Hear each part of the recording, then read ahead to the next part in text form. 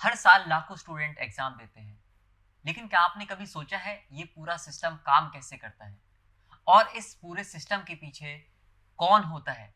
तो आज हम उसी खास शख्स से बात करने वाले हैं जो इस पूरे सिस्टम को मैनेज करता है और क्या-क्या उस शख्स के सामने रिस्पॉन्सिबिलिटीज, क्या-क्या प्रॉब्लम्स, क्या-क्या चैलेंजेस आते हैं। तो आज हम इन सब पर बात करेंगे। नमस्कार सर, कैसे हैं जी, आप? नमस्कार चरुषिया जी।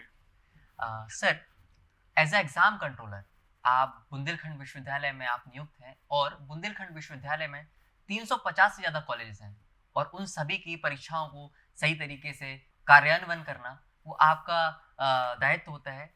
तो एज अ एग्जाम कंट्रोलर आपकी क्या भूमिका है? तो अब मैं थोड़ा-सा इस पूरी प्रक्रिया को जानना चाहता हूँ। ये इसकी शुरुआत कैसे होती है? एग्ज़ाम कैसे आप निर्धारित करते हैं और कब एग्ज़ाम होगा? तो ये पूरा मैनेज कैसे होता है? जी, जी, बहुत अच्छा सवाल है चौरसिया जी आपका। हुँ, दरअसल मैं आपको बता रहा था कि विश्वविद्यालय की कुछ ड्यूटीज़ हैं। विश्वविद्यालय अधिनियम 1973 में बना हुआ था। उसमें धारा 7 में कई बातें लिखी गई हैं कि विश्वविद्यालय का कार्य है कि छात्रों की परीक्षा कराना और उनकी उपाधि प्राप्त कराना। अब सबसे बड़ा जो है चैलेंज है विश्वविद्यालय का परीक्षा कराना। परीक्षा का कार्य तभी से शुरू होता है जब हमें एडमिटेड कैंडिडेट्स की क्या मिल जाती है, सूची मिल जाती है जी। कि फला-फला पाठ्यक्रम है, फला-फला पाठ्यक्रम में कितने छात्र हैं, उसको हम हुँ, विश्वविद्यालय की भाषा में न्यूमेरिकल रिटर्न या एनआर कहते हैं। जी। अब परीक्षा के लिए जो आवश्यक चीज़ है, आप जो समझ रहे हो कि उसको स्थान चाहिए कि कहाँ पे जो है उसको बैठाया जाए, हुँ, जिसको हम क्या कहते हैं, परीक्षा केंद्र कहते हैं। हुँ, जी। अब परीक्षा केंद्र में बच्चे के लिए उपयोगी है, मतलब कॉपी चाहिए उसको, हुँ, वो परीक्षा में चीटिंग ना करे, अच्छा वातावरण मिले, तो हुँ, उसके लिए केंद्र अध्यक्ष और कक्ष निरीक्षकों आदि की ड्यूटी हुँ, लगाते हैं हम लोग। इसके पहले प्रश्न पत्र रचना का कार्य जो है बड़ा जटिल होता है। प्रश्न पत्र रचना के लिए जो बोर्ड ऑफ स्टडीज होती है, हुँ, उसमें नाम आते हैं हुँ, कि फला फला टीचर जो है इस कार्य के लिए, प्रैक्टिकल के लिए हुँ, और पेपर सेट करने के लिए, मूल्यांकन करने के लिए हुँ, ये जो है नामित किए जाते हैं और इसकी सूची परीक्षा समिति में भी जाती है। तो जैसे हमें ये पता चल गया कि न्यूमेरिकल रिटर्न मिल गया, हुँ, छात्र कितने हैं और क्या-क्या वैरायटी है, हुँ, बीए का है, बीएससी का है, पेपर्स भी उसमें बटे हुए हैं, फर्स्ट पेपर है, सेकंड पेपर है, थर्ड पेपर है, आजकल तो माइनर, मेजर भी आ गए हैं। हुँ, तो प्रश्न पत्र रचना के लिए जो नाम बोर्ड ऑफ स्टडीज से आते हैं, फिर उन परीक्षकों के पास हम उनके पते पर हुँ, आइदर ईमेल से भेजते हैं उनको हुँ, लेटर, या अभी भी हम जो है एक डॉकेट कहलाता है, डॉकेट भेजते हैं। डॉकेट में जो है पिछले साल के प्रश्न पत्र हुँ, संरचना का स्वरूप होगा और उसका नियुक्ति पत्र होगा, रेमुनरेशन क्या मिलेगा, ये चीज़ भी उसको बताई जाती है। फिर प्रश्न पत्र बन के आ जाते हैं, फिर इसके लिए एक गोपनीय प्रेस मुद्रण की जो है तलाश होती है, हुँ, जिसकी जो है निष्ठा और बहुत ही अच्छी होती है। फिर उसको तय किया जाता है बाय टेंडर प्रक्रिया हुँ, से। फिर उससे पेपर बनवाते हैं, फिर पेपर के सील्ड पैकेट्स आते हैं, सेंटर वाइज आते हैं, नोडल सेंटर वाइज आते हैं। इस तरह से पेपर हम जो है परीक्षा केंद्रों तक पहुंचाते हैं। फिर वहाँ स्कीम के अनुसार स्कीम पहले घोषित कर दी जाती हुँ, है। आजकल तो 2-3 पालियों में परीक्षा करा रहे हैं। हुँ, स्कीम घोषित कर दी जाती है, उसके बाद जो है बच्चे वहाँ पे पहुँचते हैं, उनकी परीक्षा जो है होती है। होने के बाद फिर कॉपियों का कलेक्शन जो है क्या होता है, नोडल सेंटर बनाए जाते हैं। हुँ, वहाँ पे जो है नोडल सेंटर में कॉपियों को कलेक्ट किया जाता है। फिर वहाँ से हम अपने वाहनों को भेज करके कॉपियाँ मंगवाते हैं। मंगवाने के बाद उन कॉपियों की कोडिंग करते हैं हम लोग, ताकि कोई चीटिंग ना हो, चीटिंग ना हो है पाए। ना? उसमें कोडिंग में ये होता है कि रैंडमली जो है 10-20 लड़के खड़े हो जाते हैं, एजेंसी इसके लिए हायर करते हैं हुँ, और वो कापियाँ हर सेंटर की एक जगह मिलाते हैं। हुँ, फिर रैंडमली जो है उनको क्या करते हैं, 25-25 का पैकेट बनाते हैं। हुँ, फिर वो एक बोरे में भर करके मूल्यांकन केंद्र भेजी जाती है। हुँ, वहाँ परीक्षक होते हैं, तो उनको उसमें कापी दे देते हैं। मतलब हुँ, उसका रोल नंबर वगैरह मिट जाता है। अच्छा। दूसरा हम एक बारकोड देते हैं। हुँ, इसी प्रक्रिया को कोडिंग कहते हैं। अच्छा, इसको मतलब कोडिंग किसी कहते की हैं। कॉपी जो है पहचान ना सके कोई। अच्छा, ये हमारे रिश्तेदार की थी, हमारे भाई की थी, भतीजे किसी की की थी। भी, हाँ जी ओके। जी जी, मतलब कापी जो है पहचानी ना जा सके, इसीलिए इसीलिए उसको कई बार हम मिलाते हैं। हम्म, और मिलाने के बाद चूंकि उसमें रोल नंबर, नाम, पता नहीं रह जाता है, हम्म, केवल बार कोड होता है, और बार कोड जो है हम लोगों के पास होता है। हम्म, तो इस प्रकार से ये है कि किसी के साथ जो है अन्याय ना हो, हम्म, निष्पक्ष मूल्यांकन हो, इसलिए ये प्रक्रिया अपनाई जाती है। तो यानी कि बात करें कि जैसे एक मैं जहाँ तक समझ पाया हूँ कि एक जो पेरेंट की भूमिका होती है अपने बच्चे के लालन पोषण करने की और उसके बाद उसके फ्यूचर के बारे में सोचने को लेके, तो वैसे ही मैं समझ पा रहा हूँ कि इतना सारा चैलेंजिंग चीज़ें रहती है कि आप पूरा पेपर कहाँ देना है, कैसे सेट करवाना है, सब कुछ। जी जी जी, ये बहुत ही हम्म, गोपनीय कार्य है, और हम्म, पेरेंटल वाली जो भावना आप बता रहे हो वो हम्म, निश्चित रूप से होती है। हम्म, वो पेरेंट्स का दायित्व जो होता है वो तब जगता है जब बच्चा की मार्कशीट नहीं मिली है, बैक पेपर लगा है, उसकी पोस्टिंग नहीं हो रही है। हम्म, कई बच्चे ऐसे होते हैं कि परीक्षा में उपस्थित होते हैं और परीक्षा केंद्र की लापरवाही या टेक्निकल त्रुटि के कारण उसको एब्सेंट घोषित कर दिया जाता है। हम्म, फिर वो जब बच्चा यहाँ पे आता है, तब वहाँ पे जो है पेरेंट वाला भाव जगता है कि अगर ये सोचो कि मेरा ही बच्चा होता, हम्म, तो ये इधर उधर भटक रहा है। तो मेरा प्रयास यही रहता है कि जो कंसर्निंग स्टाफ है हमारा, हम्म, दरअसल ये एक आदमी का कार्य नहीं है, हम्म, ये पूरा टीम वर्क है। हम्म, इसके लिए पूरा परीक्षा विभाग, गोपनीय विभाग और कई अधिकारी भी साथ में और रहते हैं। हम्म। और ये सारा काम माननीय कुलपति जी के निर्देशन में होता है, और परीक्षा समिति हमारी इस संबंध में हाईएस्ट बॉडी है। सर, अगर हम थोड़ा सा पिछले समय में चलते हैं, बात करें जब आप खुद एक स्टूडेंट थे, तो आपकी स्टूडेंट जर्नी क्या रही? मैं थोड़ा सा वो जानना चाहता हूँ। स्टूडेंट जर्नी में तो मैं ये बताऊंगा हम्म, कि I am from a very humble virgins, लेकिन जो उसे कुदरती कहिए या जो कहिए, पढ़ने की जो है बड़ी लालसा थी, सीखने की बड़ी लालसा थी। हम्म, और मैं गांव से हूँ, तो गांव में बहुत ज़्यादा सुविधाएं नहीं थी। तो जहाँ कहीं छोटी सी किताब भी मिल जाए, अगर उसमें जो कुछ लिखा हुआ है, एक सदाचार के नियम हमें मिल गए थे, मैं जब 5-6 में पढ़ता था। जी, तो अब उसको पढ़ना, पढ़ने के बाद उसी का व्यवहार करना। उसमें लिखा था एक, आप लोग हंसेंगे, कि बड़े लोग जहाँ गुरु मिल जाए तो उनके पैर छूने चाहिए। अब हमारे प्राइमरी के टीचर श्री मोतीलाल श्रीवास्तव साहब हमारे मोहल्ले के ही थे। अब मोहल्ले में कई बार भेंट हो जाती थी, हर तो बार। चूंकि हमने पढ़ रखा था किताब में कि हम गुरु जी के पैर छूने चाहिए, तो एक दिन वो कहते हैं कि अरे राज बहादुर, दिन में एक दो बार पैर छूना ठीक है, जब भी मिले तब नहीं। तो वहां से मतलब जो शिष्टाचार सदाचार के जो नियम थे, और फिर जो और आगे की कक्षाएं हुई, तो मन में ये था कि कुछ पढ़ लिख करके कुछ बनना है। तो वो रटने की बड़ी आदत थी। हमारे पढ़ने का जो अ, तरीका था, वो हनुमान चालीसा की तरह सुबह और शाम जो पढ़ना। पढ़ाई हो, जो कॉलेज में लिखे, स्कूल में लिखाया जाता था, उनको जो है पढ़ना, दोहराना। अच्छा। और जब रोज आप दोहराते हो तो आपको रट जाता है, डर जाता। और रट जाता है तो फिर परीक्षा में आप जो है अच्छे नंबर ले आते हो। हम्म, यही वजह रही कि मैं कक्षा 5, 6, 7 में सेकंड रैंक आई, 8, 9, 10, 10 में हमने अपना बोर्ड में कॉलेज टॉप किया। विदानर 75% उस समय उस यूपी समय। बोर्ड का था, और इंटरमीडिएट में हमारे 65% मार्क्स रहे। ये जर्नी रही। मैंने बीएससी जो है पंडित जवाहरलाल नेहरू डिग्री कॉलेज बांदा से किया, अच्छा। वो भी फर्स्ट डिवीजन में था। मुझे नंबर याद है, 592 नंबर आउट ऑफ 900, ऐसा कुछ ओके। था। और इसके बाद जो है अ, तरीका नहीं था, पता नहीं था कि हमें क्या बनना है।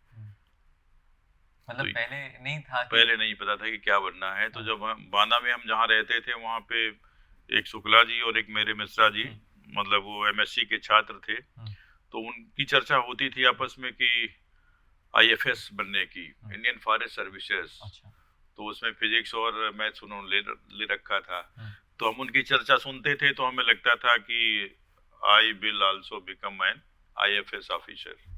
तो यानी कि गोल आपको वहां से मिल रहा था। हाँ, गोल वहां से मतलब मिल रहा है। वो कई करवटें बदलता है, मतलब जो है initially that was not fixed, तो that depended upon the circumstances, कैसी कैसी परिस्थितियां आई, क्या क्या जी को अच्छा लगा, वैसा जो है वो डलता गया। तो आईएफएस के लिए तैयारी करने लगे, तो बीएससी करने के बाद हम चले गए वहाँ इलाहाबाद तैयारी करने के लिए।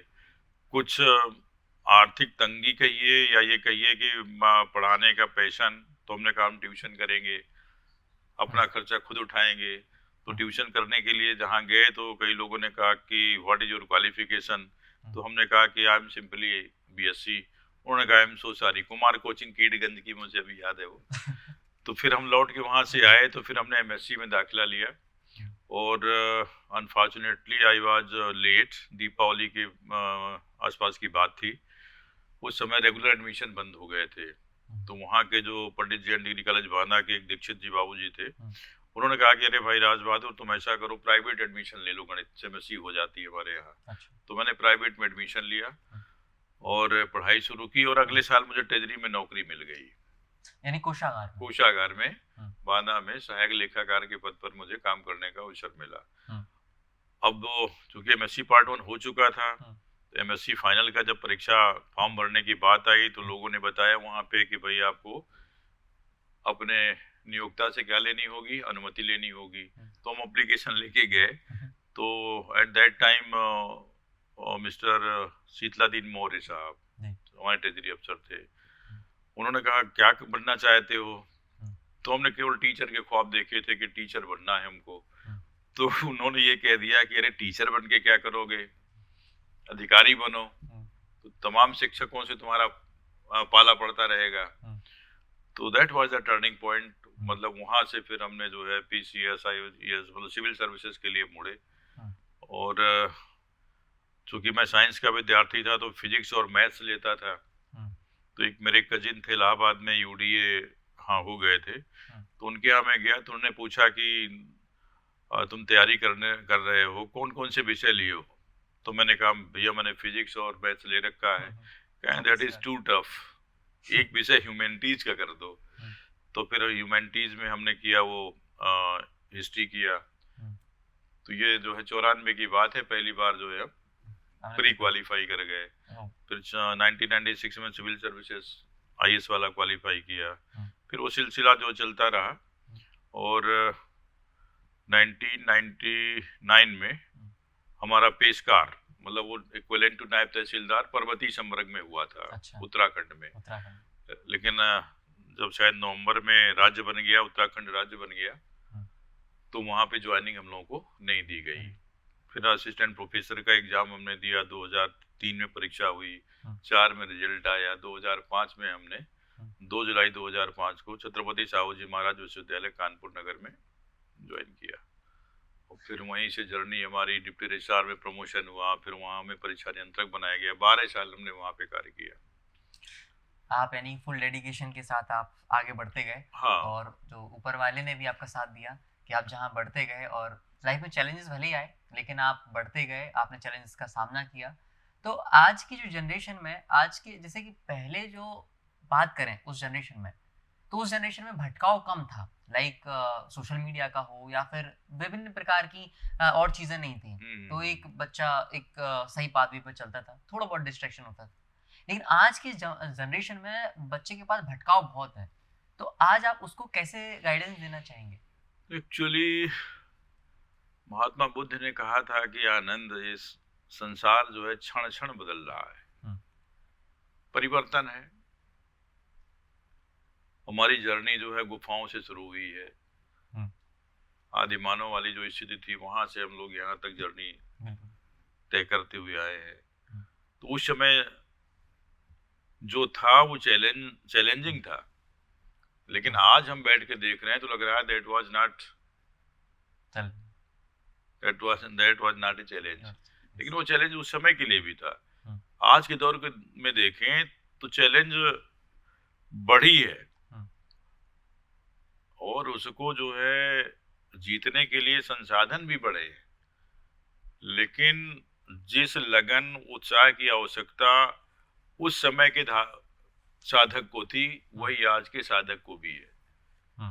अब वो कैसे जो है अपना सोशल मीडिया मैनेजमेंट करता है, कितना समय मुझको देना है, मोबाइल में कितना नहीं देना है, ये अभी भी मतलब चैलेंजिंग है, और इसको कैसे वो संभाल के रखे।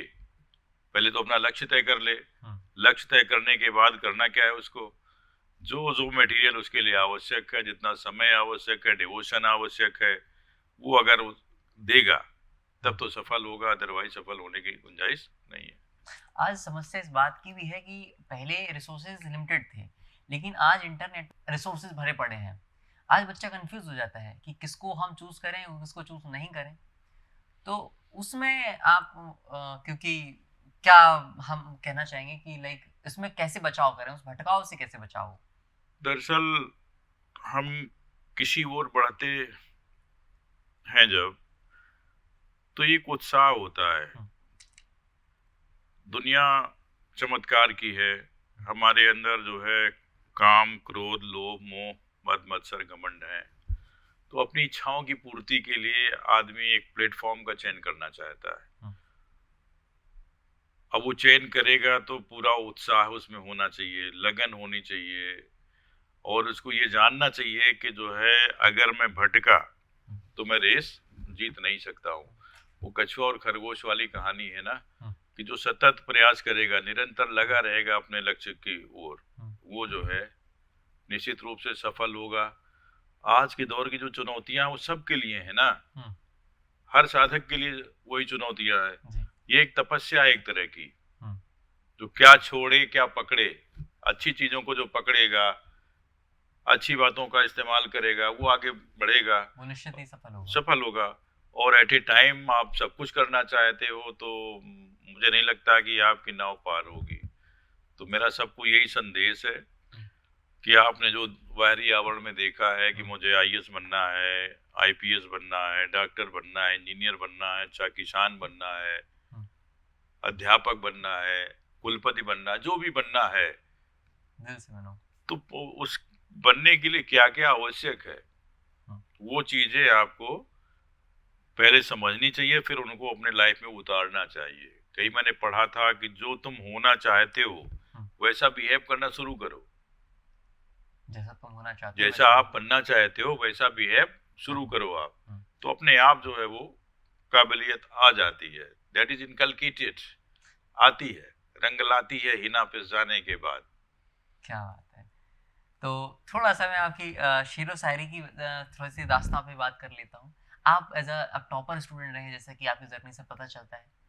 तो मैं थोड़ा सा उस पर बात करना चाहूँगा कि बांदा ने आपको कैसे सपोर्ट किया और बांदा से आपकी क्या जर्नी के बारे में थोड़ा सा। बांदा में मैंने पढ़ाई भी की है, 1985 में आया था, और वहीं मुझे कोषागार में 10 अप्रैल 1989 को नौकरी मिल गई थी, और फिर इसके बाद मैंने 16 वर्ष वहाँ नौकरी की। तो जहाँ तक शेरो शायरी का ताल्लुक है, तो पहले सुनने का शौक था। शहर में जहाँ कहीं मुशायरा होता था, पता चल जाता था कि आज राइफल क्लब में है, आज जो है संकट मोचन मंदिर के सामने है, तो वहाँ हम लोग रात में पहुंच जाते थे। बहुत चीजें समझ तो नहीं थी उसकी, लेकिन उनकी जो लय है, वो कहने का अंदाज है, और जो विषय है, वो जो कहना चाहता है, वो शायरी मेरे ख्याल से इश्क की भी होती है, और उसमें सूफियाना अंदाज भी होता है, आत्मा परमात्मा की मिलन की भी बात करता है वो। तो जो समझने वाले बड़े उच्च चेतना के होते हैं वो तो समझ जाते हैं, अदरवाइज हम लोग तो साधारण इश्क की बात समझते हैं। और इश्क जो है सबको जो है भाता है, लुभाता है। तो हुआ ये करता था कि जो सुनते थे उसको डायरी में नोट कर लेते थे, और फिर उसको जो है पढ़ने में बड़ा मजा आता था। उसकी लय जो ताल होती थी वो बड़ा प्यारी लगती थी, तो नकल करते थे कि शायद हमें भी जो है ऐसा आ जाए, इस तरह का ऐसा होता था।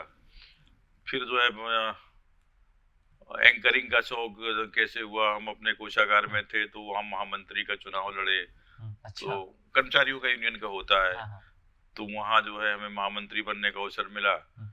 तो फिर वो जो यूनियन की बैठकें होती थी उसमें बोलने उलने का अवसर मिला, तो उससे कुछ जो है डर दूर हुआ। इसके बाद जब हम तहसील बांदा में थे, तो वहाँ एक इशरत हुसैन साहब रिटायर हुए, तो एसडीएम साहब ने एक उनकी विदाई पार्टी रखी। उस विदाई पार्टी में हमको एंकरिंग करने के लिए कह दिया। तो एक आधी शेरो शायरी हमने जो है हवा में उछाल दी, तो सब लोगों ने बड़ी तारीफ की। अब तारीफ तो आप जानते हो कि ऐसी घूस होती है कि न लेने वाले का खर्चा होता है, न देने वाले का। क्या बात है। और लेने वाला भी जो है खुश होता है, और देने वाला भी तारीफ तभी करेगा जब खुश होता है। तो वो जो दाद थी वो बड़ी अच्छी लगी। अब इसके बाद जो है मौका कहाँ मिलता, तो हम कानपुर विश्वविद्यालय में जब असिस्टेंट रजिस्ट्रार हुए, तो हर साल जैसे बच्चों का यहाँ भी इंडक्शन प्रोग्राम होता है, नए बच्चों को प्रवेश करते हैं तो उनको विश्वविद्यालय के बारे में बताते हैं। तो वहाँ भी ये प्रोग्राम था। तो मेरे पड़ोसी थे डॉक्टर सिद्धांशु राय साहब, उन्होंने हमको कह दिया कि आप धन्यवाद आप ज्ञापित कर दीजिए। तो धन्यवाद ज्ञापित करने गए थे तो उसी में मौका मिल गया। ऐ वतन की रेत मुझे एड़ियां रगड़ने दे, बच्चों के लिए मोटिवेट करने के लिए हमने पढ़ दिया। ऐ वतन की रेत मुझे एड़ियां रगड़ने दे, मुझे यकीन है पानी यहीं से निकलेगा, मुझे यकीन है पानी यहीं से निकलेगा। तो पानी जो है वहीं से निकल आया जो है। और फिर ऐसा हुआ कि जितने भी कार्यक्रम वहाँ कानपुर में होते थे शिक्षकों के, अधिकारियों के, तो फिर हमको एंकरिंग दे दी जाती थी। वही शौक परवान चढ़ा यहाँ तक। कोई महफिल होती है तो लगता है कि एकाधा शेर अवश्य जो है उधार का पढ़ दिया जाए। क्या बात, यही होता है, उधार का पढ़ दिया जाए। जी जी जी। तो फिलहाल मुझे अभी याद आ रही है, आपकी टेबल पर चाय रखी हुई है, तो चाय रखी है टेबल पर, हाँ। तुम इतवार पुराने ले आओ, हम कह देंगे कल छुट्टी है, तुम वो यार पुराने ले आओ। वाह वाह वाह। मेरे कहने का जो मकसद हुआ करता है कि दरअसल हमारी सोसाइटी बहुत ही विभाजित है, बटी हुई है। यहाँ ऊंच नीच असमानता की जो दीवारें खड़ी हुई हैं। तो यही मेरी पीड़ा का विषय पीड़ा होती है। तो मैं जब भी मुझे मौका मिलता है तो मैं इसी पर चोट करने की बात करता हूँ। तो इसी पे जो शेर मुझे याद आता है, एक ही सफ में खड़े थे महमूदो अयाज। सफ माने पंक्ति होती है, एक ही लाइन। महमूद और अयाज मतलब एक जो है कमजोर आदमी है, एक अमीर आदमी। महमूदो अयाज, एक ही सफ में खड़े थे महमूदो अयाज, न कोई बंदा था न कोई बंदा नवाज। न कोई बंदा था न कोई बंदा नवाज। ये जो कॉन्स्टिट्यूशन की जो स्पिरिट है कि हमारे बीच समता होनी चाहिए, विभेद नहीं होना चाहिए। तो ये जो मेरा शेर है इसी ओर इशारा करता है कि एक ही सफ में खड़े थे महमूदो अयाज, न कोई बंदा था न कोई बंदा नवाज। कहने का से यही है कि हम नहीं चाहते हैं कि कोई नौकर हो, कोई मालिक हो, सब जो है इंसान हो। सब इंसान हो, इंसानियत की भावना हो। अच्छा, जैसे कि आप हर रोज आप सीखने की चाह रखते हैं, जैसे कि आप पढ़ भी रहे थे और पढ़ाई के साथ आपका शौक भी था, तो आज आप क्या क्या शौक रखते हैं आपने नए सीखने को लेके, हर रोज कल से बेहतर आज को करने के लिए? थोड़ा सा उस पे भी। एक्चुअली मैं जितना पढ़ता हूँ मुझे लगता है कि मैं उतना ही कम जानता हूँ। तो पढ़ने का शौक मेरा इतना जो है कि अब आंखें भी जवाब दे रही हैं। अब उसमें मोतियाबिंद हो गया, ऑपरेशन कराना। मेरे घर में आइएगा तो चारों तरफ किताबें ही किताबें मिलेंगी। मैं सब ना पढ़ पाऊँ, लेकिन अगर देखता हूँ कि ये किताब है, इसका जो है वर्ण विषय ये होगा, तो मैं खरीद जरूर लेता हूँ। अच्छा, किताबों का बड़ा शौक रखते हैं। किताबों का बड़ा शौक है। और मैंने ये भी सुना है कि दरअसल हमारे यहाँ और यूरोप में जो एक फर्क है, हमारे यहाँ उस घर को संभ्रांत माना जाता है जिसके घर में जो है अच्छी खेती हो, बैंक बैलेंस हो, आजकल तो जो है नौकरियां हो, गाड़ी घोड़ा सब कुछ हो आपके पास, तो कहते हैं अरे भाई बड़ा आदमी, संभ्रांत आदमी है। लेकिन जो यूरोप में, पश्चिम में यह धारणा है कि जो एलीट क्लास है या एलीट क्लास का घर है, संभ्रांत घर है, उसके घर में निजी लाइब्रेरी जरूर होगी। क्या होगी? निजी लाइब्रेरी। मतलब उनकी स्वयं की लाइब्रेरी जरूर होगी। जिसके पास इतनी बड़ी लाइब्रेरी होगी वो उतना ही क्या माना जाता है? संभ्रांत माना जाता है। दरअसल किताब होती क्या है? किताब जो है किसी लेखक की स्मृतियों का संग्रह होता है। यदि आप माई एक्सपेरिमेंट विद ट्रुथ पढ़ रहे हैं, गांधी जी की जो आत्मकथा है, इसका मतलब है आप गांधी जी से वार्तालाप कर रहे हैं। गांधी आपके पास हैं। आप अगर जो है गीता पढ़ रहे हैं भगवान तो आपको लग रहा है कि जो है यहाँ पे अर्जुन और भगवान कृष्ण हैं। तो किताब जो कोई मामूली चीज नहीं है। किताब जो है उस पर्सन का जो है व्यक्तित्व है जिसके बारे में हम पढ़ना चाहते हैं, उससे वार्तालाप आप कर रहे हो अगर आप किसी किताब के साथ है। वो किताब अगर है तो आप अकेले नहीं हो, आपके साथ कई लोग हैं। तो आपका जो मैं तो बहुत नर्वस हो रहा हूँ, खुद को फील कर रहा हूँ, लाइक बहुत अच्छा मतलब मिल रहा है। अगर मैं बात करूं कि हमारे जो एग्ज़ाम कल्चर को लेके, जब थोड़ा यूरोप की बात होगी, तो हमारे एग्ज़ाम कल्चर में और जो फॉरेन कंट्रीज़ में, वो फॉरेन कंट्रीज़ वो जो डेवलप्ड हो चुकी हैं, तो उनमें क्या अंतर है और क्या देखने को मिलता है, और क्या वो मैसेज आप देना चाहेंगे और अपने लाइफ में क्या चेंज करना चाहेंगे, अगर आपको अगर एक मौका मिलता है कि हम वो चीज़ चेंज करें? एक्चुअली जहाँ पर शिक्षा पद्धति की बात है, तो पहले मैं अपने में मूल की शिक्षा के बारे में बताऊं। हमारे यहाँ शुरू से गुरुकुल परंपरा रही है। गुरुकुल परंपरा का मतलब ये है कि ऋषियों के आश्रम होते थे, वहाँ पर जो है संभ्रांत घरों के बच्चे पढ़ने जाते थे और उनकी जो पढ़ाई होती थी वो मौखिक होती थी। उनको चूंकि प्रायः जो है जो बड़ी कम्युनिटी थी, राजशाही थे, राजा वर्ग था या पुरोहित वर्ग था, इनके लोग बच्चे वहाँ पढ़ने जाते थे, तो उन्हें जो है राज्य करने का कौशल सिखाया जाता था, उठने बैठने बोलने का युद्ध अभ्यास किया जाता था। जैसे गुरु संदीपनी का आश्रम बड़ा प्रसिद्ध है, तो भगवान कृष्ण वहाँ पे थे, तो उनको जो कलाएं सिखाई गई हैं ये वहीं उसी आश्रम की कलाएं हैं। मतलब 64 कलाएं हमारे यहाँ मानी जाती हैं, तो भगवान कृष्ण को कहते हैं कि 13 कलाएं थी। 13 कलाएं। उस समय की जो परीक्षा होती थी वो कोई लिखित परीक्षा नहीं होती थी। वो होता ये था कि गुरुजी ने जो उपदेश दिया उसको आपको रटना है, स्मरण करना है और उसको अपने जीवन में उतारना भी है। और इस प्रक्रिया में गुरुजी के निगाह में जो व्यक्ति जो है बेहतर होता था उसको पास समझा जाता था। मतलब कोई रिटर्न प्रणाली नहीं थी, लिखित प्रणाली नहीं थी, क्योंकि हो सकता है उस समय कागज का इजाद भी नहीं हुआ था। ताड़ के पत्र होते थे, उनमें लिखते थे लोग।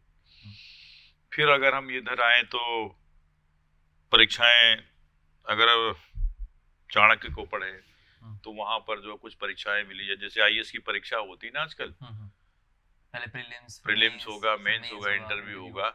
इस तरह की वहां पर भी जो वहां का जो प्रशासनिक वर्ग था, अमात्य वर्ग कहलाता था। तो उन अमात्यों का चयन करने के लिए कि इसके निष्ठा, ईमानदारी कैसी है, तो वहाँ एक जो है परीक्षा ली जाती थी। इसके बाद जो है हम यहाँ पे आधुनिक काल में आते हैं, तो फिर यहाँ पे क्या हो जाता है, हमारे संस्कृत विद्यालय होते हैं, संस्कृत की पढ़ाई होने लगती है। मुस्लिम काल आता है तो उनके मदरसे होते हैं। अंग्रेज जब यहाँ आते हैं तो अंग्रेजी शिक्षा का प्रसार होता है और जो है कॉपी पेन के आधार पे ये परीक्षाएं होने लगती है। और नालंदा विश्वविद्यालय का अगर आपने नाम सुना हो तो वहाँ पर कहते हैं 10,000 विद्यार्थी पढ़ते थे और ये बाहर से श्रीलंका, जापान, चीन, ये वाले लोग भी वहाँ पर पढ़ने आते थे। तो भारतीय, आपने सवाल पूछा था कि क्या फर्क है दोनों की शिक्षा प्रणाली में। भारत की जो शिक्षा पद्धति है, यहाँ पर मैं क्लास में देखता हूँ तो टीचर सक्रिय रहता है, स्टूडेंट जो है होते हैं वो आइडल बैठे रहते हैं। पूरा अगर आप देखो तो पढ़ता कौन है वहाँ पे? टीचर पढ़ता है। वो सक्रिय रहेगा, ब्लैक बोर्ड में लिखेगा, सब कुछ बताएगा, लेकिन हमारा जो है स्टूडेंट है वो निष्क्रिय बैठा रहता है।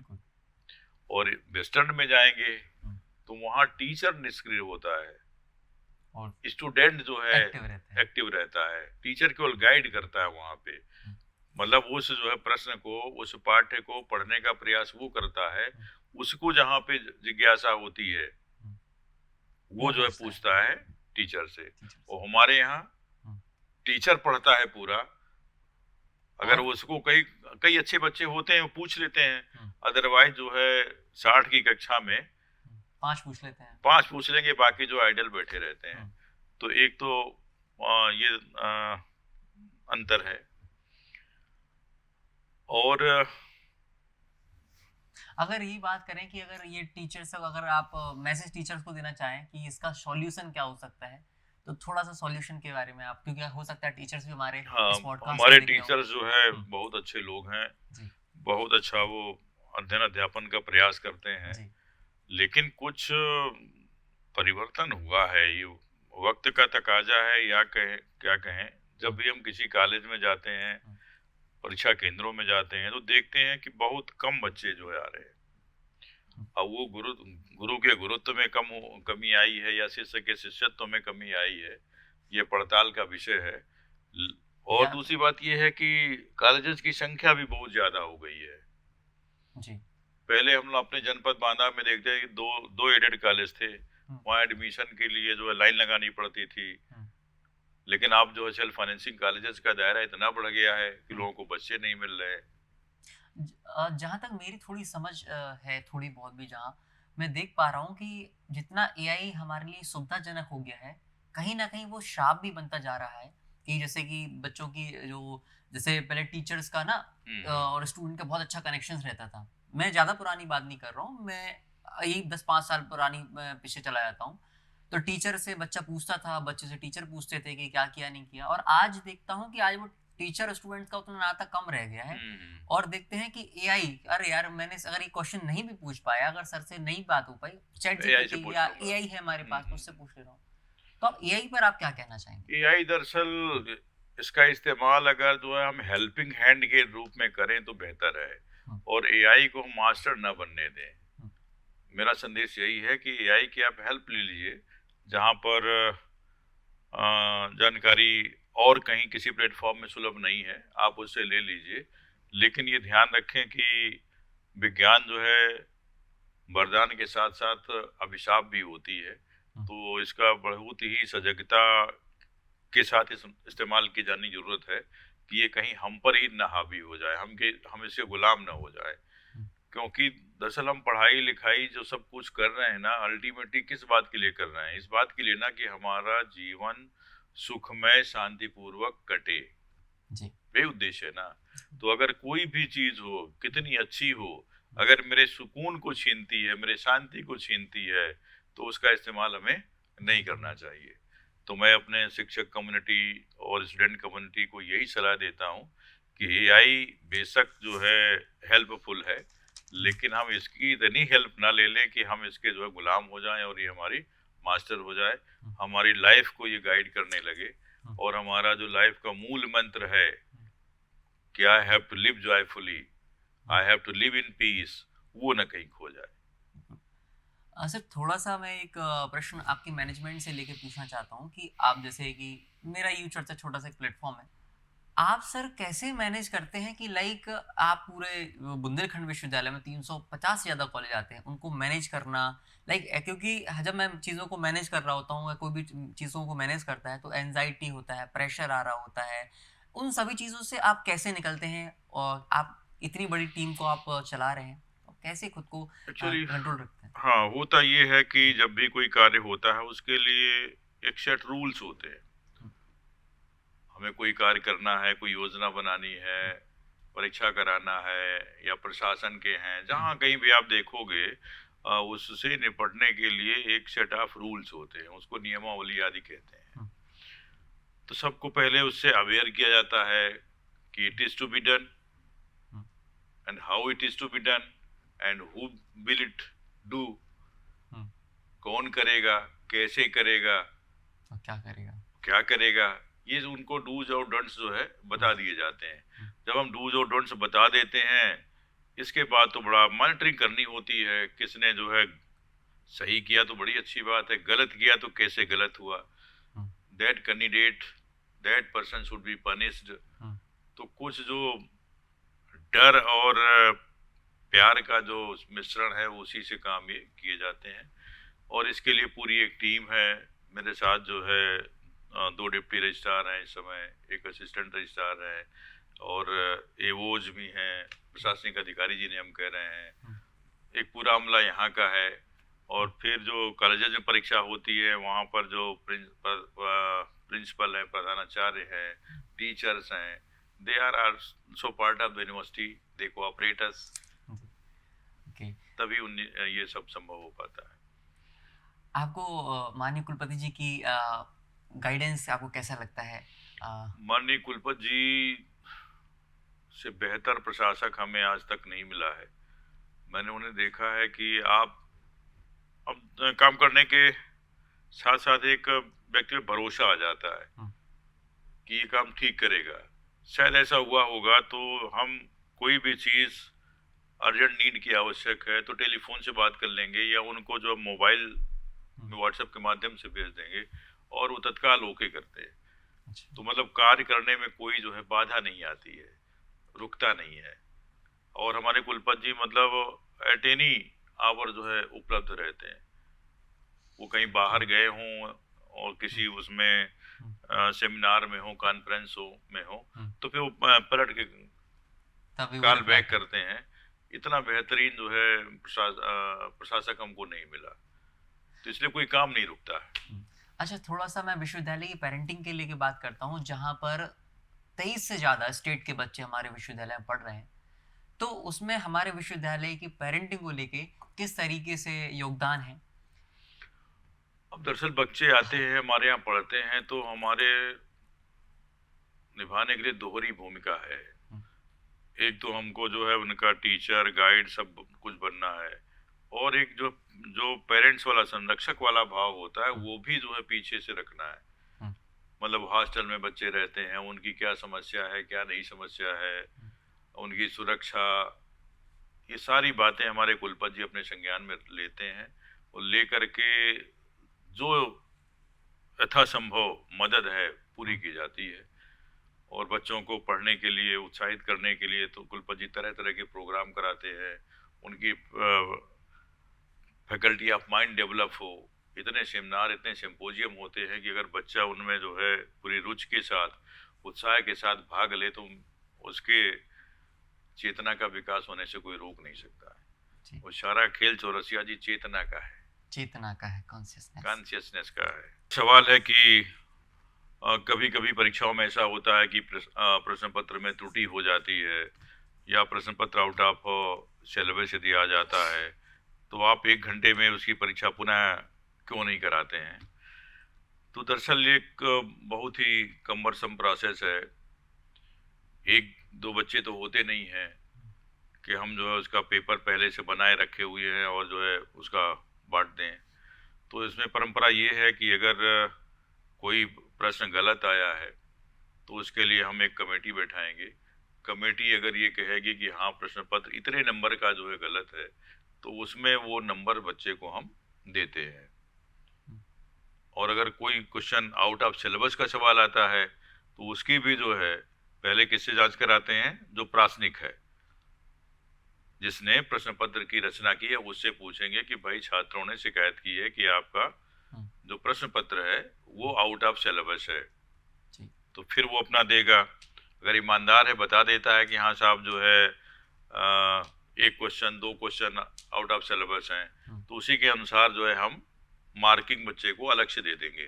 सभी बच्चों को दिया जाएगा वो बोनस नंबर। हाँ, अब उसको आप बोनस कहो या जो भी कहो, सभी बच्चों को दिया जाएगा। हाँ, बोनस के लिए अच्छा है। और अगर वो कहता है कि आउट ऑफ सिलेबस नहीं है, तब हम एक एक्सपर्ट के पास जाते हैं, उससे भी आख्या लेते हैं कि क्या ये क्वेश्चन आउट ऑफ सिलेबस है। यदि वो कहता है कि हाँ आउट ऑफ सिलेबस है, तब फिर हम बच्चों को बोनस मार्क्स अवार्ड कर देते हैं। और जैसे आपकी अभी ऑब्जेक्टिव टाइप की परीक्षा होती है, कभी कभी जो है विकल्प में गलती हो जाती है, जो अल्टरनेटिव 4 सुझाए जाते हैं, बच्चे शिकायत करते हैं, उसकी पड़ताल करते हैं हम लोग, और हम लिखते हैं कि this question was not proper, therefore all the candidates should be awarded marks against this question। उस क्वेश्चन को इनकंसिस्टेंट घोषित करके सभी बच्चों को दिया जाता है। तो माननीय कुलपति जी के निर्देशन में बच्चों के साथ कोई अन्याय होने की संभावना नहीं है। और आप जानते हैं कि टू आर इज ह्यूमन, गलतियां होती सबसे होती हैं। हाँ। और एक दो बार ऐसा हुआ है, लेकिन जी। इस साल की जो परीक्षा अभी तक चल रही है, मेरे ख्याल से एक भी त्रुटि हम्म। देखने को नहीं आई है। सर एग्जाम के प्रेशर में कुछ बच्चे एग्जाम ही मतलब देना स्किप कर देते हैं, तो क्या ये गलत है? और तो अगर जेनजी जनरेशन को आप कुछ मोटिवेट करना चाहेंगे तो आप किस तरीके से कहेंगे कि एग्जाम को जरूर देना चाहिए, स्किप कर देना चाहिए फिर प्रेशर में? इस मैं आपसे चर्चा कर रहा था कॉन्शियसनेस की, हम्म। जागरूकता की। हम्म। जब बच्चे जागरूक नहीं होंगे हम्म। तो उनका परीक्षा फॉर्म छूटेगा, हम्म। वो जो तैयार नहीं होगा। हम्म। तैयार नहीं होगा तो जो है वो डरेगा, डरेगा तो कहिए तो छोड़ दे, अपना जी। प्रश्न पत्र छोड़ दे। हम्म। तो इस सब का इलाज यही है कि जो आपने तय किया है कोर्स, बीए, बीएससी, बीकॉम, जो भी आपने तय किया है, उसमें आप रुचि जगाइए। और पढ़ाई का उद्देश्य केवल यस ये नहीं है कि मुझे नौकरी मिल जाएगी। आप सोचो, 1.5 अरब की हमारी आबादी है और नौकरियों का जो संख्या है बहुत कम है। वो जो है 10-20 करोड़। हम यह तो नहीं पता मुझे, मैं 2 करोड़ मान लेता हूँ, 3 करोड़ मान ले, 10 करोड़ मान लो आप। तो आप 10 करोड़ नौकरियां हैं, 1.5 अरब आबादी है, तो क्या सबको मिलेगी? नहीं मिल सकती है। उसे मिलेगी उन्हें को जो क्रीम है, बिल्कुल टॉप में जा रहे हैं, उनको मिलेगी। तो हमें इसे निराश नहीं होना है। मतलब the study doesn't mean service. मतलब पढ़ाई जो है नौकरी नहीं है। पढ़ाई जो है इसलिए भी है कि हमें जीवन जीने की कला सीखनी है। How we can live a healthy life, lead a healthy life, joyful life. जी। तो सर आप क्या मैसेज देना चाहेंगे उस हर वर्ग के स्टूडेंट को, मतलब जो खुद को समझता है कि मैं एवरेज हूँ, टॉपर हूँ? मतलब मेरा ऐसा मानना है कि मैं ऐसा मानना है कि कोई बच्चा एवरेज या टॉपर नहीं होता है, वो किसी ना किसी प्रतिभा का धनी होता है।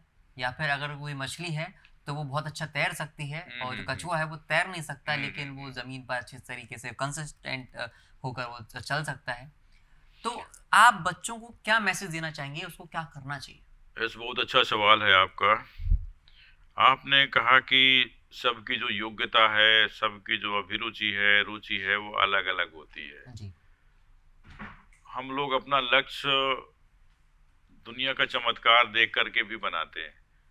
प्रायः जो है सिविल सर्विसेज से पूछा जाता है कि आप ये पद पा करके क्या करेंगे, तो हम तो यही कहते हैं कि साहब जनसेवा करेंगे, मुझे ये करना बहुत पसंद है। अगर मैं जो आईएएस सेलेक्ट हो गया तो मैं समाज को सुधारने का काम करूँगा, जो सरकार की योजनाएं हैं उनको जो है अंतिम आदमी तक ले जाऊंगा। लेकिन उससे गहरे में जो है एक जो हम लोग के अंदर जो है अघोषित या अनकहा, जिसको हम नहीं कहना चाहते हैं, वो रुतबा, लाभ, घमंड रहता है कि मैं आईएएस बनूंगा। आईएएस बनने से आप जो है नीली बत्ती मिलेगी, फिर मैं ये कर पाऊंगा, वो कर पाऊंगा, चमत्कार जो मुझे लोग जानेंगे, ये सब कुछ होता है। तो मैं बच्चों को यही कहना चाह रहा हूँ कि जीवन जीने का जो है उद्देश्य केवल नौकरी नहीं होनी चाहिए। आपके अंदर ऐसा भाव जागना चाहिए कि आपका भी भला हो और आपके पड़ोसी का भी भला हो। भवतु सब मंगलम। और आप ये जान लो कि रिटायर होने के बाद आईएएस हो, चाहे आईपीएस हो, चाहे जो भी व्यक्ति हो सरकारी नौकरी वाला, वो फ्यूज बल्ब की श्रेणी में आ जाता है। फिर वो सब जो है क्या होते हैं, बराबर हो जाते हैं। 60-65 के बाद सब क्या होते हैं, लेवल सबका एक हो जाता है। तो बहुत परेशान होने की जरूरत नहीं है। हमारा उद्देश्य होना ये चाहिए कि जो मेरी क्षमता है, जिधर भी मेरी क्षमता है, अगर मेरी लेखकी क्षमता है और जो है अच्छा मैं बोल सकता हूँ, अच्छा जो है मैं कोई कलाकार बन सकता हूँ, आप उधर भी जा सकते हैं। कोई जरूरी नहीं कि आपको इंजीनियरिंग में ही जाना है जी। वो इंजीनियरिंग में मैं गार्जियंस को भी ये जो है संदेश देना चाहता हूँ कि आपके बच्चे में जो पोटेंशियल है उसी को निखारने का प्रयास ना करें। अब कई बच्चे होते हैं, उनके माँ बाप चाहते हैं कि मेरा बेटा इंजीनियर बने, हाँ। अब वो कोटा में पड़ा हुआ है, अब उसके मन में तो कोई कलाकार छिपा है कि मुझे दूसरी दिशा में जाना है, बिल्कुल। कहीं और जाना चाहता है, लेकिन माँ बाप, सोसाइटी का जो दबाव है उसकी वजह से वो नहीं कर पा रहा। 1 साल नहीं किया, 2 साल नहीं किया, फिर वो डिप्रेशन में चला जाता है, फिर वो मम्मी पापा को क्या मुंह दिखाएंगे, वो सुसाइडल हो जाता है। सर मैं ज़्यादातर मैं अगर रिकॉर्ड्स देख रहा हूँ, काफ़ी सारे डॉक्टर्स, काफ़ी सारे इंजीनियर्स अपनी डॉक्टर लाइन और इंजीनियर लाइन छोड़ के वो सिविल सर्विसेज में आ रहे हैं। तो वही मैं समझ पा रहा हूँ कि मतलब जिस बच्चे के अंदर कुछ और चीज़ थी, सिविल सेवा के लेके हुआ या फिर किसी और चीज़ को लेके हुआ। कई हाँ, सारे मैंने देखे सर कि उन्होंने अपनी डॉक्टर लाइन को छोड़ के। डॉक्टर्स जो है कई बन गए हैं। हाँ। उसकी वजह मैंने कहा ना, हुँ, अंदर छुपा है, हुँ, लोग मुझे जाने, हुँ, मैं लोगों के लिए क्या कर सकता हूँ, हुँ। जिसको हम बड़े सरल शब्दों में, आम शब्दों में रुतबा कह दे, रुतबा, ग्लैमर। Glamour, yes. उसकी तलाश होती है ना, वो वहाँ मिल जाता है। हुँ, अगर डॉक्टर कोई सिविल सर्विसेज में आता है तो हुँ, भाई अब प्रजातंत्र में है, संविधान हुँ, की संरचना में है, तो मना तो नहीं कर सकते हम। हुँ, लेकिन अगर मैंने एमबीबीएस किया है, हुँ। एमडी किया है, तो मुझे अपना क्षेत्र में जाना चाहिए। जी, लेकिन वो जो रुतबा है, रुतबा कहीं न कहीं। वो ग्लैमर है, वो वहाँ उसे ले जाता है। या कई लोग ऐसे भी होते हैं कि जो काम मैं डॉक्टर बन के नहीं कर सकता हूँ, हुँ, वो मैं प्रशासनिक अधिकारी बन के कर सकता हूँ। तो सरकार की जो योजनाएं हैं जो गांव तक नहीं पहुँचती हैं, हुँ, कई क्लास जो ऐसे अभी अनछुए रह गए हैं कि जिनके अधिकारों पर जो है हुँ, कोई चर्चा नहीं हुई है। तो कई लोग हैं, मैंने कई लोगों को पढ़ा, तो उनमें ये है कि नहीं नहीं, मुझे अंतिम छोर तक जो है, हुँ, जो संविधान की मूल भावना है, हुँ, उसको ले जाना है। हम भारत के लोग भारत को एक समाजवादी पंथ हुँ, निरपेक्ष लोकतंत्रात्मक हुँ, गणराज्य वाला भाव वहां ले जाना है, जहां सबको समानता मिले, हुँ। बराबरी मिले और अवसर की समानता। जी, बंधुता जहां पे आ जावी, बंधुता की कमी है हमारे यहाँ। तो कई लोग हाँ, ऐसे भी हैं, जी। कहा नहीं जा सकता जी। एक अंतिम सवाल जो हमारे मेल पर आया था यू चर्चा पर, जिसमें एक किसी बच्चे ने पूछा कि कि अगर आपका कभी क्वेश्चन मतलब परीक्षा नियंत्रण जी से कभी वार्तालाप हो तो ये प्रश्न हमसे पूछेगा। जी। तो मैं उनका प्रश्न अपने मुख से पूछता हूँ। उनका क्वेश्चन ये था कि सर मैं अंतिम वर्ष का छात्र हूँ, मतलब किसी चाहे वो बीए का हो चाहे वो एमए का हो। तो अगर मेरी एमए में या फिर लास्ट ईयर में मैं किसी सेमेस्टर में बैक लग जाती है, तो क्या ऐसा प्रावधान है कि मैं मेरा वर्ष खराब ना हो, मेरी साल खराब ना हो और मैं 2-3 महीने के अंदर मैं उस पेपर को पुनः देकर मैं उसे पास करके मैं अपने किसी अच्छी जगह पर एडमिशन ले सकूँ या जॉब कर सकूँ? हाँ, ये आजकल हमारे यहाँ राष्ट्रीय शिक्षा नीति 2020 चल रही है, हुँ, इसको एनईपी 2020 कहते हैं। हुँ, इसका शासनादेश आ गया है, स्पष्ट रूप से कहा गया है कि यदि किसी बच्चे की हुँ, बैक लगी हुई है, बैक लास्ट पेपर सेमेस्टर। परीक्षा होनी है, हुँ, लास्ट का भी हो, हुँ, तो वो अगले, अगर सम का है, सम हुँ, सेमेस्टर का बच्चा है, हुँ, तो अगले नेक्स्ट ईयर में जो सम सेमेस्टर की परीक्षा होगी उसी के साथ बैक देगा। अगर 8 सेमेस्टर का है तो अगले साल ही 8 सेमेस्टर की परीक्षा देगा। तो ये सरकार की ओर से है। अदरवाइज जो पहले के हमारे अध्यादेश हैं, हुँ, उनमें कई में ये था कि जो फाइनल ईयर के बच्चे हैं, एलएलबी वाले छात्र हैं, इनकी जो स्पेशल बैक पेपर करा हाँ, दिया जाए। लेकिन एनईपी लागू होने से ऐसा हुआ है। ये हम लोग कराते रहे। जी, कौन सा पाठ्यक्रम है, फार्मेसी वाला है, इसका भी कराए हैं, एलएलबी वाला भी कराए हैं। जी। तो सर एक शायरी के साथ हम इसका चर्चा को समापन की ओर ले चलते हैं। थोड़ा जी। एक शायरी हो जाए सर। मैं चाहता हूँ कि एक शेर व शायरी जिससे कि बच्चे भी मोटिवेट हों और। हाँ, मैं यही बच्चों को कहना चाहूँगा कि हुँ, सारा खेल जीवन में उत्साह, समर्पण और हौसले से होता है। हुँ, तो ये हौसला अफजाई करने के लिए मैं एक शेर पढ़ देता हूँ। हुँ, मंजिलें उन्हीं को मिलती हैं जिनके सपनों में जान होती है। मंजिलें उन्हीं को वो मिलती मिलती हैं। हैं जिनके सपनों में जान होती है।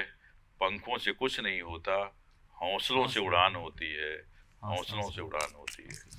सर एक शायरी मैं भी पढ़ना चाहता हूँ, हुँ। कि मतलब जो लोग डरते हैं कि मतलब मैं फेल हो गया तो क्या होगा, तो सहसवार ही गिरते हैं मैदानी जंग में, जंग में कि सहसवार ही गिरते हैं मैदानी जंग में, वो तिफ़्ल तील क्या गिरे जो चले हों घुटनों के बल।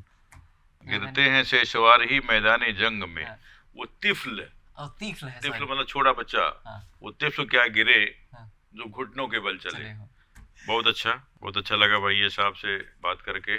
मुझे भी कई सारी नई चीज़ों की जानकारियाँ मिली कि ये अ, आपका प्रोसेस कैसे रहा। तो आपके जीवन में भी काफ़ी संघर्ष आए और अभी संघर्ष चल बहुत रहे जो हैं। आपने परिवार के बारे में पूछा था, हुँ, मैं बड़ा सौभाग्यशाली हूँ कि मुझे जो पत्नी मिली है, हुँ, शी इज़ वेरी कोऑपरेटिव हुँ, और परिवार की हुँ, जिम्मेदारी सबका ध्यान वो रख लेती हैं, तो उधर से मुझे कुछ अवकाश मिल जाता है। हुँ, और चैलेंजेस तो है ही हैं, जिस दिन लाइफ से चैलेंजेस चली जाएगी तो ये नीरस हो जाएगी। सरागों को आंखों में महफूज रखना, सराहना। सरागों को आंखों में महफूज रखना, बहुत दूर तक रात ही रात होगी। चरागों को आंखों में महफूज रखना, बहुत दूर तक रात ही रात होगी।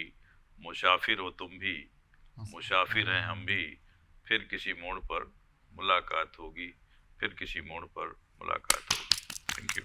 बहुत बहुत धन्यवाद सर, आपने हमारे इस चर्चा को बहुत खास बनाया। मुझे बहुत अच्छा लगा और हम चाहते हैं कि सर आप हमें आपसे ऐसे ही रोज हमें मार्गदर्शन मिलता रहे। तो श्योर, यस, बुलाते रहना। बहुत अच्छा, मैं बहुत भाग्यशाली समझ रहा हूँ कि जो पॉडकास्ट हम उसमें यूट्यूब में देखते हैं, आज उसके मतलब भागीदार बने। बहुत बहुत धन्यवाद। Thank you.